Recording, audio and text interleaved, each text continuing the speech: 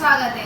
दोस्तों, आज हम बात करने वाले हैं लेखांकन के खातों के बारे में कि लेखांकन के खाते कितने प्रकार के होते हैं, उसके क्या रूल्स होते हैं। ठीक है ना। तो आज की हमारी हेडिंग जो है वो है खाते।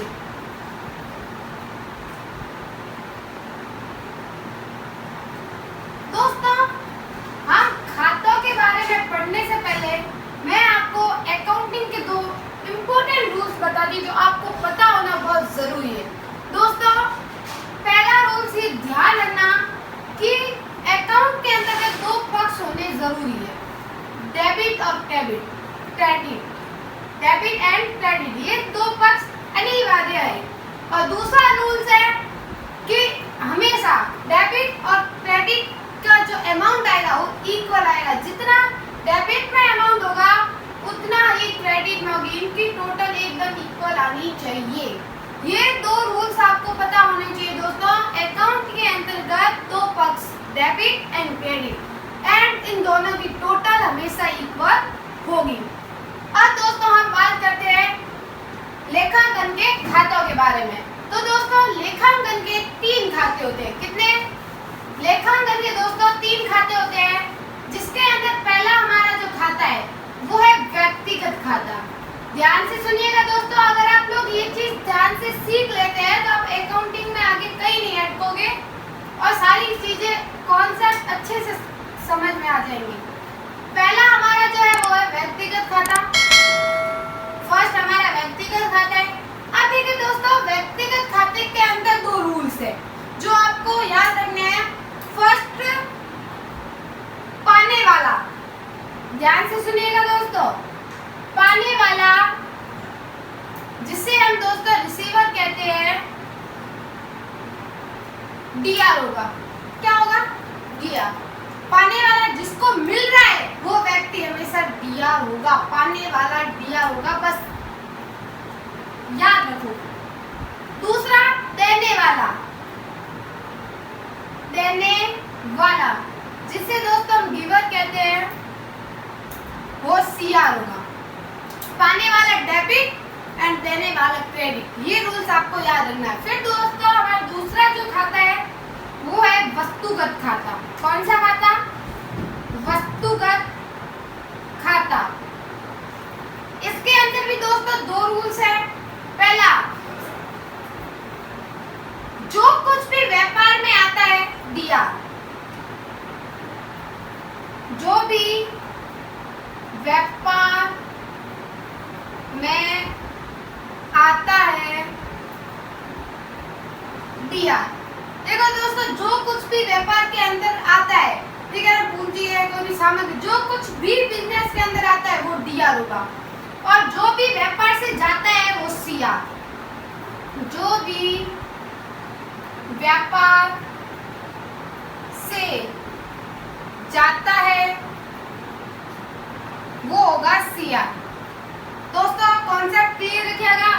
जो भी व्यापार के अंदर आता है वो डीआर और जो कुछ भी व्यापार से जाता है वो सीआर। तीसरा और हमारा लास्ट जो अकाउंट है, खाता है, वो है नाम मात्र। कौन सा है? नाम मात्र। इसे दोस्तों हम लाभ हानि भी खाता कहते हैं। लाभ हानि खाता भी इसे कहा जाता है। इसके भी दोस्तों दो रूल्स है, दो इसके, दो इसके, दो इसके, 6 रूल्स आपको याद रखने हैं। इसके अंदर है कि जो कुछ भी खर्चे हैं, व्यय है, हानियां हैं, ये सब डीआर होगी। क्या होगी दोस्तों? डीआर। जो कुछ भी खर्चे, व्यय, हानियां, ये सब डीआर होगी। और इसका दूसरा रूल्स है, जो भी प्राप्तियां मतलब जो भी पैसे वगैरह प्राप्त हो रहे हैं, प्राप्तियां है, आय है, लाभ है, ये सब सीआर होंगे। अब कई बार बच्चों के मन में ये सवाल उठ जाता है, भाई पैसे तो हमें मिल रहे हैं, प्राप्त हो रहे हैं, तो ये सीआर क्यों? डीआर होनी चाहिए। नहीं, प्राप्तियां, आय, लाभ सीआर होंगे और खर्चे, व्यय, हानियां डीआर। ये जब आप आगे पढ़ोगे आपको अच्छे से समझ में आ जाएगा। फिलहाल के लिए दोस्तों आपको ये रूल्स याद रखने हैं। खाते तीन होते हैं, व्यक्तिगत खाता, वस्तुगत खाता और नाम मात्र। व्यक्तिगत खाते का रूल्स है पाने वाला दिया, देने वाला सिया। वस्तुगत खाते के रूल्स है व्यापार में जो कुछ भी आता है उसे दिया करो, जो कुछ जाता है वो सिया करो, ठीक है। फिर नाम मात्र खाता में जो भी खर्चे व्यय हानियां उस सबको दिया करना है, और जो भी आय प्राप्तियां हानियां है जो भी आय प्राप्तियां और लाभ है उसको सिया करना है। तो कॉन्सेप्ट आप लोगों का क्लियर हो चुका होगा। अब देखिए दोस्तों, कुछ वर्ड्स ऐसे हैं जिसके बारे में आपको पता होना चाहिए, तो आगे इसीलिए मैं आपको बता रही हूँ ताकि आगे आप अकाउंटिंग आसानी से कर सको। जैसे कि देखिए दोस्तों, सबसे पहले बात करें तो परचेज। जैसे कि दोस्तों मैं आपको पहले भी बता चुकी हूँ परचेज क्या होता है। परचेज यानी क्रय होता है, और मैं इसके बारे में भी पहले वीडियो में बता चुकी हूँ। परचेज यानी क्रय, और इसका बैलेंस जो होता है दोस्तों डेबिट होता है। माल खरीदा जाता है, माल खरीदने पे परचेज आता है, और इसका बैलेंस हमेशा डीआर होता है। पर कभी कभी किसी केसेस में सीआर भी हो सकता है, वो जब आप आगे पढ़ोगे आपको पता चल जाएगा। फिलहाल के लिए परचेज डीआर। और दूसरा एक इम्पोर्टेंट शब्द है सेल्स। देखिए दोस्तों, सेल्स यानी विक्रय होता है। सेल्स यानी विक्रय यानी माल बेचा, ये इसका बैलेंस जो होता है वो सीआर होता है। क्या होता है? सीआर। माल बेचने पे सेल्स आता है और इसका बैलेंस सीआर होता है। फिर दोस्तों हम एक न्यू बात करते हैं परचेज रिटर्न की। अब देखो दोस्तों, नाम से पता चल रहा है परचेज यानी क्या है, इधर लिखा हुआ है क्रय, और रिटर्न का मतलब दोस्तों क्या होता है आपको पता होगा, वापस। क्रय वापसी।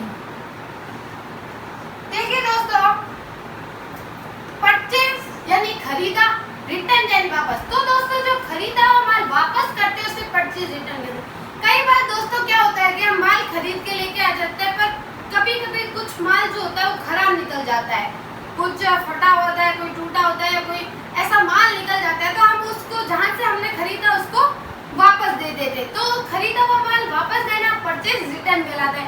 दोस्तों देखो, इधर हमने परचेज का बैलेंस डीआर बताया, तो परचेज रिटर्न का बैलेंस क्या होगा? सीआर। परचेज डीआर है तो परचेज रिटर्न का बैलेंस क्या होगा? सीआर। फिर दोस्तों देखो, हम सेल्स रिटर्न की बात करते हैं। सेल्स रिटर्न, जिससे हम कहेंगे विक्रय वापसी। विक्रय वापसी। अब दोस्तों जैसे कि हमने किसी से माल खरीदा है, हमारा खराब निकला, उसको वापस, तो हमने किसी को माल बेचा, वो भी तो खराब उसके निकल सकता है, वो भी वापस कर सकता है।